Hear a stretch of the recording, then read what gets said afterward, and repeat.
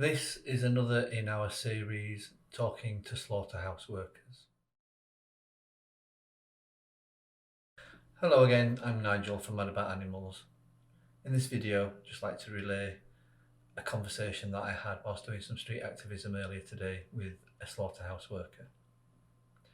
So earlier today, I was involved in street activism with an organisation called We the Free. I'll leave a link in the description box below about We the Free and a link to another video that we made showing you what to expect when you do We the Free. But anyway, it's a really great form of activism if you haven't tried it. So whilst doing the activism, I got talking to a guy who was watching some of the footage that we were showing. It was about pigs, this particular footage. And it was the usual conversation, have you seen this sort of thing before? And he said, yeah, I work in a slaughterhouse in Hull. Right, okay. And he said, but you're showing the worst of it. Showing what? You're showing the worst of the slaughter. Well, we're showing animals being slaughtered, yeah. Yeah, but they're not all like this. The slaughterhouse where I work isn't like that. The slaughterhouse where I work, we do things right. You're just showing the bad bits. Yeah, but you're still killing animals.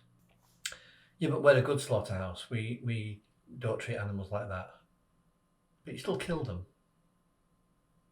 Yeah, we kill them. We've got to eat, haven't you? Got to eat. So he said that the slaughterhouse where he works, it's a pig slaughterhouse, and he said they put pigs 7 at a time into a cage that's airtight, and then they pump it full of CO2, and that kills the pigs. So I asked him how long it takes to kill the pigs, and he said about 30 seconds. So I said, and have you watched them while they're in there? Oh no, we're not allowed to watch them. There's no cameras or anything. We don't actually see what's in there. Okay.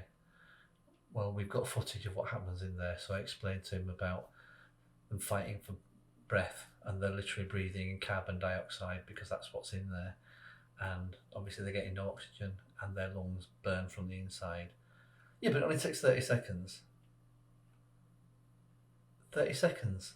A long time when you're struggling to breathe. Yeah, but we've got to eat.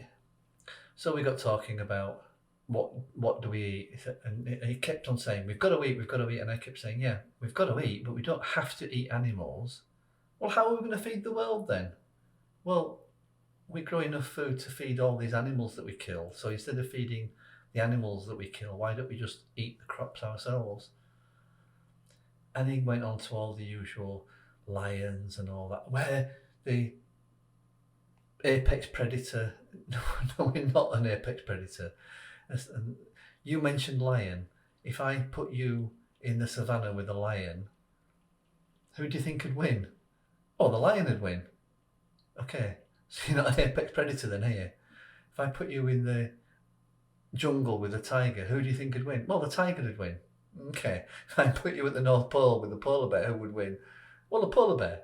Okay, so you're an apex predator, and yet every time I mention another predator, they all beat you. Yeah, but you've got to eat, you've got to eat. And he was convinced that they kill their pigs in the best possible way, in the most humane way possible. And he just wasn't having it. That even if it was the most humane way possible, you're still taking the life of an animal that doesn't want to die. But you've got to eat. And he just wasn't taking it in. He was just so living his cognitive dissonance life, believing that we had to eat animals, and he disjoined the things. He had disjoined thinking. So I told him that we can grow enough food to feed the world without having to eat animals. And he just wasn't understanding. It's like, but how can we grow enough food?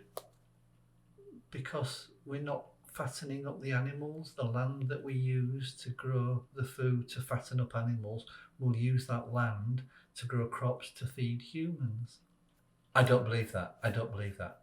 So I said, I don't care what you believe, it's a fact. Oh, but you vegans, you just have different beliefs. Yes, we do have different beliefs, but our beliefs are based on facts, and we have evidence that we can show you. But where do you get your protein from? So I told him all the things about protein, about the American Dietetic Association, and all that things. But that's just their view. No, it's not their view. It's scientific fact. Nah, you're vegans. You've just got your own agenda. Yeah, we do have our agenda, but our agenda is based on truth, facts, and evidence. But his cognitive dissonance was too much. He wasn't buying it. He just wouldn't admit it to himself. At one point he said, "Oh, but we need to eat meat to live." And then later on he said, "Okay, you don't need to eat meat to live, but we enjoy it." So I said, "Well, hang on a minute.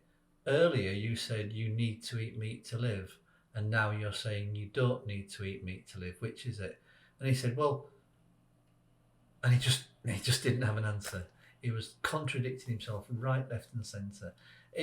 I could see it in his mind. I could see it in his eyes. It was like his brain was thinking, the truth is making me. It was weird. I guess if you spend your life killing animals, it must be hard.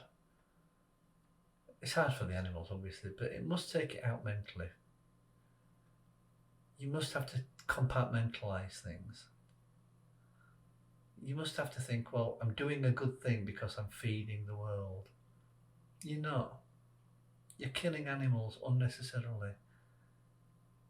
There's nothing that we get from an animal that we can't get from plants or synthetic sources. And I said that to him, and he just wasn't buying it. So I asked him, what do we get from an animal that we can't get from a plant? Protein. Come on, really?